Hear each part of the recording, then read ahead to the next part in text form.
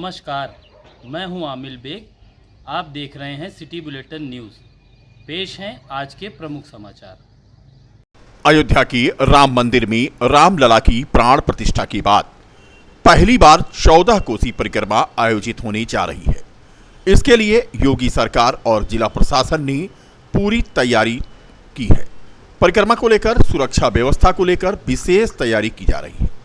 बता दें कि 14 कोसी परिक्रमा 9 नवंबर को अक्षय तिथि पर देर शाम 6:32 से शुरू होगी, जो कि पूरी रात चलेगी और 4:45 पर 14 कोसी परिक्रमा का मुहूर्त रहेगा, जिसको लेकर युद्ध स्तर पर तैयारी चल रही है। लगातार नगर विधायक, प्रशासनिक अमला परिक्रमा पथ का निरीक्षण कर रहे हैं। 14 कोसी परिक्रमा को लेकर के तैयारियां अंतिम रूप में हैं। 14 कोसी परिक्रमा पथ पर बैरिकेडिंग के साथ साथ बालू डालने का काम चल रहा है, जिससे परिक्रमार्थियों के ये चलने लायक हो जाए। समय कम होने के कारण निर्माण एजेंसी को जिले के अधिकारियों ने दिन रात कार्य करने का फरमान जारी करने के साथ प्रतिदिन काम की प्रगति का निरीक्षण भी शुरू किया है। उधर जिम्मेदार लगातार दावा कर रहे हैं कि यह श्रद्धालुओं के नंगे पांव चलने लायक बनाया जाएगा, लेकिन कैसे, यह सवाल अभी भी खड़ा है। परिक्रमा पथ बनकर तैयार नहीं हो सका। अभी तक कार्यों के आकलन के अनुसार इस बार भी परिक्रमार्थियों को पूरी तरह से परिक्रमा पथ की खूबसूरती नजर नहीं आएगी। समय से कार्य न पूरा होने के कारण अधिकारियों के माथे पर चिंता की लकीरें हैं। परिक्रमा पथ की अव्यवस्थाओं पर नजर डालें तो जगह जगह पर खुदाई है और उसे बैरिकेडिंग लगा करके ढका जा रहा है और बालू डाला जा रहा है, जिससे परिक्रमार्थियों को परेशानी न हो पाए और कोई दुर्घटना न होने पाए। बीच बीच में कहीं कहीं पर मार्ग अभी बन नहीं पाया है और उस पर भी गिट्टियां बिखरी हैं और काम चल रहा है। स्थिति ये है कि दिन रात काम चल रहा है कि किसी तरीके से 14 कोसी परिक्रमा पथ को श्रद्धालुओं के चलने लायक बनाया जा सके। इस तरह से पंचकोसी परिक्रमा भी होनी है। पंचकोसी परिक्रमा 11 नवंबर दोपहर 2:45 बजे शुरू होगी और ज़्यादातर लोग अगले दिन इसे शुरू करेंगे। कुल मिलाकर 14 कोसी परिक्रमा पथ पर लगातार नजर रखे हुए हैं नगर विधायक वेद प्रकाश गुप्ता। उनका कहना है कि आवश्यक दिशा निर्देश दिए गए हैं, परिक्रमार्थियों को कोई असुविधा नहीं होने पाएगी। ये 14 कोसी परिक्रमा, पंचकोसी परिक्रमा 9 तारीख से शुरू होने जा रही है। माननीय मुख्यमंत्री जी का निर्देश था और विधायक के रूप में मेरी भी जिम्मेदारी थी। लगातार हम उस पथ को, क्योंकि जो अयोध्या का विकास हो रहा है उसमें 14 कोसी परिक्रमा का भी काम चल रहा है और पंचकोसी का भी चल रहा है। तो इन दोनों परिक्रमाओं के काम के साथ साथ हम तीर्थ यात्री को कैसे बेहतर सुविधाएं दे सकें, कैसे कहीं ना कहीं कुछ हमारे जो 14 कोसी परिक्रमा है उसमें दिक्कतें ज़्यादा थी, हम लोगों ने महसूस किया था। तो लगातार मैं रोज़ाना उनको अधिकारियों के साथ व्यवस्थाओं को बेहतर कराने में जो संभव हो पा रहा है वो हम लोग कर रहे हैं। और मुझे विश्वास है कि 9 तारीख को जब परिक्रमा शुरू होगी तो अच्छे से सब चीज़ें ठीक प्रकार से व्यवस्थित होंगी और तीर्थ यात्रियों को जो सुविधा मिलनी चाहिए वो हम सब लोग देने का प्रयास करेंगे प्रशासन के साथ मिलकर। देखिए, एक बात बताएं कि अभी काम तो चलेगा परिक्रमा मार्ग का, पूरा नहीं हुआ, लेकिन अब जहाँ जितना हो चुका है उसको वहीं रोक कर हम लोग व्यवस्थित करने का काम कर रहे हैं, जिससे ये परिक्रमा जो है वो ठीक प्रकार से हो जाए। उसके बाद तेजी के साथ काम को शुरू कराया जाएगा। ये संभावनाएं दीपोत्सव के लिए भी, और हम सब लोग चिंतित थे, लेकिन माननीय मुख्यमंत्री जी के कुशल नेतृत्व में इस बार का दीपोत्सव वास्तव में अपार भीड़ के बाद भी बहुत अच्छे प्रकार से संपन्न हुआ। और मैं कह सकता हूँ कि ये 14 कोसी परिक्रमा, 5 कोसी परिक्रमा, इसकी भीड़ का अनुमान हम लोग लगा रहे हैं कि पिछली बार से जोड़ी और दुगनी भीड़ होगी, क्योंकि प्रभु राम 22 जनवरी को अपने घर में विराजमान हुए हैं। उसके बाद ये पहली परिक्रमा पड़ रही है। सनातन प्रेमी हिंदू समाज के लोग और सभी लोग जो परिक्रमा करना चाहते हैं उनको बेहतर सुविधाएं अयोध्या में मिले और यहाँ से लौटने के बाद वो ये कह सकें कि अयोध्या में व्यवस्थाएं अच्छी थी। उन सब चीज़ों को दृष्टि में रखते हुए हम लोग लगातार काम कर रहे हैं। मैंने 5 को सूर्य उपासना का महापर्व डाला छठ नहाय खाए के साथ शुरू हो गया है। इस पर्व पर व्रतियों ने जहां तैयारी शुरू कर दी थी पहले से ही, वहीं बाजारों में रौनक है खरीदारी के लिए। बता दें कि छठी मैया के लोकगीतों से वातावरण भक्तिमय हो गया है। 7 नवंबर को सरजू तट पर डूबते सूर्यदेव और 8 नवंबर को सूर्योदय काल में अर्घ्य दिया जाएगा। इसी के साथ साथ छठ का ये पर्व संपन्न होगा जो 4 दिवसीय होता है।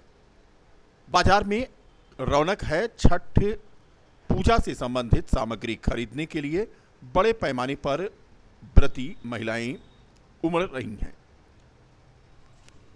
बाजार सज गए हैं और बाजारों में बलिया, सूप और गन्ने से लेकर के नारियल और अन्य फलाद की दुकानें लगी हुई हैं।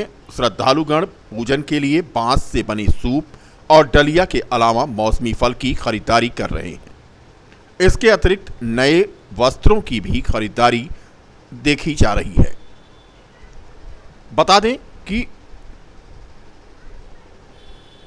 सबसे बड़ा त्योहार जो बिहार का माना जाता है वो है 4 दिवसीय छठ का व्रत, और इसके लिए अब बाजार में रौनक है। और क्या कहती हैं व्रत स्त्रियां, सुनिए आप। ये मान्यता है कि एक देवी थी जिनको पुत्र नहीं होता था, तो फिर उनको आशीर्वाद दिया गया था कि किसी, मैं पूरा नाम नहीं बता पा रही हूँ, बट उनको पुत्र प्राप्ति के लिए उन्होंने किया था। फिर उनका पुत्र जब हुआ तो वो पुत्र की सांसें नहीं चल रही थी, फिर छठी मैया ने उनको सांसें दी, तब से छठी मैया की पूजा की जाती है। एंड ये वाली पूजा राम जी ने सीता मैया के साथ भी करी थी जब वो वनवास से वापस आए थे अपने महल में, और श्री कर्ण ने भी ये पूजा मतलब करी थी। तब से इसका महत्व बहुत ज़्यादा है छठ पूजा का। ये बिहार का है बट अब ये ऑल ओवर इंडिया हर जगह मनाया जाता है, जिसमें कि ज़्यादातर जो मौसमी फल होते हैं और सारी पूजा सूत में पूजा की जाती है, नदी के पास पूजा की जाती है। और जैसे इसका 3 दिन व्रत होता है, नहाए खाए हुए, और उसके बाद अर्घ्य दिया जाता है तीसरे दिन, फिर चौथे दिन फिर से अर्घ्य, सुबह अर्घ्य देकर फिर व्रत को ओपन किया जाता है। मैं ये पिछले 7 साल से करके आ रही हूँ। तो मतलब अब पूजा क्या, पूजा तो करते अच्छा ही लगता है ना, मन को शांति मिलती है। कौन सी ऐसी पूजा है जो ना करिए किसी भी धर्म में कि आपको मन को शांति नहीं मिलती। ये मसला है कि पूजा थोड़ी सी जानकारी भी रखें। अभी पूरी जानकारी जैसे मैं भी अभी नहीं बता पा रही, लेकिन पूरी जानकारी रखनी चाहिए। जैसे अब कुछ मान्यता मतलब कथाएं, एक्चुअली कथाएं से भ्रमित होकर लोग थोड़ा सा इधर पूजा करते, थोड़ा सा ये बताते। कुछ लोग बताते हैं कि कर्ण ने पहले करी थी, कुछ लोग बताते हैं सीता ने पहले करी थी, बट ऐसा कुछ नहीं है। मान्यता ये है कि बस छठी मैया की पूजा करनी, जैसे उगते सूरज को सलाम करते हैं, ऐसे डूबते सूरज को भी सलाम किया जाता है, उसे भी अर्घित किया जाता है। के लिए रहते हैं, परिवार की सुख शांति के लिए रहते हैं, बच्चे के लिए रहते हैं, इस तरीके और शाम अर्घ देते हैं। सुबह शाम अर्घ देने का इसमें वो है परिधान है। ये घाट पे जाएंगे, घाट के किनारे। हम तो 11 साल से कर रहे हैं, तो जितना श्रद्धा है अपना करें, ये अपनी श्रद्धा के ऊपर किया जाता है। क्या नाम है आपका? मेरा नाम। व्रत अपनी अपनी आस्था के अनुसार रखा जाता है। कोई अब सुहाग के लिए, कोई अपने पुत्र प्राप्ति के लिए, और कोई जो है धन संपदा, सर्वदा पूजा पाठ किसी भी उसके उद्देश्य से जो है किया जाता है। उसके लिए कोई बहुत एम नहीं है कि नहीं इसी उद्देश्य के लिए ये पूजा किया जाता है। और सबसे बड़ी आज के समाज में चंद्रमा और सूर्य 2 ही देवता दिखाई देते हैं, उनकी पूजा का ही सबसे ज़्यादा महत्व है आज के समाज में, आज के युग में जो कलयुग चल रहा है इस समय। क्योंकि और सभी देवी देवता सुप्तावस्था में, लेकिन चंद्रमा और सूर्य जो है ये आपको प्रतिदिन दिखाई देते हैं। इनकी कलाएं बदलती रहती हैं और सब कुछ आप इन्हीं के उस पर आपका सब कुछ निर्भर है। दिन बदलता है इन्हीं के अनुसार, रात होती है, प्रकृति का जितना भी परिवर्तन है इन्हीं सब की कलाओं के कारण ही होता है। पहले दिन ये 4 दिन का व्रत होता है। पहले दिन नहाए खाए होता है, उस दिन सब लोग लौकी और चना दाल और चावल बनाते हैं। सहायक शिक्षा निदेशक अयोध्या मंडल के प्रधान सहायक राधे श्याम यादव सेवानिवृत्त हो गए। सहायक शिक्षा निदेशक कार्यालय पर सेवानिवृत्त हुए राधे श्याम यादव का विदाई समारोह आयोजित किया गया। विदाई समारोह में बेसिक शिक्षा अधिकारी संतोष कुमार राय, मंडल सहायक शिक्षा निदेशक बेसिक मंडल देवीपाटन राम सागर पति त्रिपाठी शामिल हुए। कार्यक्रम की अध्यक्षता सहायक शिक्षा निदेशक बेसिक अयोध्या मंडल कौस्तुभ कुमार सिंह ने किया। इस दौरान सभी स्टाफ के लोगों ने राधे श्याम यादव को बुके और अंग वस्त्र भेंट करके उनका सम्मान किया। राधे श्याम यादव ने बताया कि वो यहाँ का कार्यालय जब से संभाले हैं, उन्होंने अपने साथियों के साथ अच्छा व्यवहार रखा और उनका कहना था कि कभी उन्होंने भेदभाव नहीं किया। विदाई समारोह के मौके पर बेसिक शिक्षा विभाग के कई कर्मचारी मौजूद रहे। सभी ने राधे श्याम यादव के दीर्घायु होने की कामना की। हम यहाँ 2 वर्ष 2 माह से कार्यरत हैं पिछले, और ये कार्यालय हमारा सबसे उत्तम कार्यालय रहा है। सारे साथी हमारे बिल्कुल अपनत्व का व्यवहार रखते हैं, किसी के साथ कोई भेदभाव नहीं, ना कोई किसी में कटता है।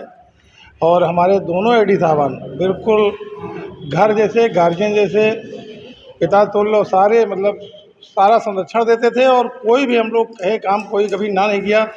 और समय से आना, समय से जाना, अपनी ड्यूटी पे पूरा ध्यान देना, ये मैं अपने छोटे भाइयों को कहूँगा कि वो थोड़ा सा अनुसरण जरूर करें, समय का ध्यान रखें और अपने कर्तव्य के प्रति निष्ठा मानें। हम यहाँ प्रधान सहायक के पद पर कार्यरत थे और बड़े बाबू के रूप में भी कार्यरत रहे हैं हम यहाँ। और 31/10/2024 को मेरा कार्यकाल समाप्त हुआ है। क्योंकि उस दिन दीपावली का पर्व था, इसलिए फेयरवेल पार्टी आज 6/11/2024 को रखी गई। महसूस हो रहा है, बहुत गर्व महसूस हो रहा है। और अपने परिवार से एक समझ लीजिए थोड़ा सा डेली का दूर होना जो है वो थोड़ा सा खल भी रहा है। लेकिन चूँकि दूरी हमारे घर से नहीं है, इसलिए आना जाना बराबर मेरा कार्यालय से बना रहेगा।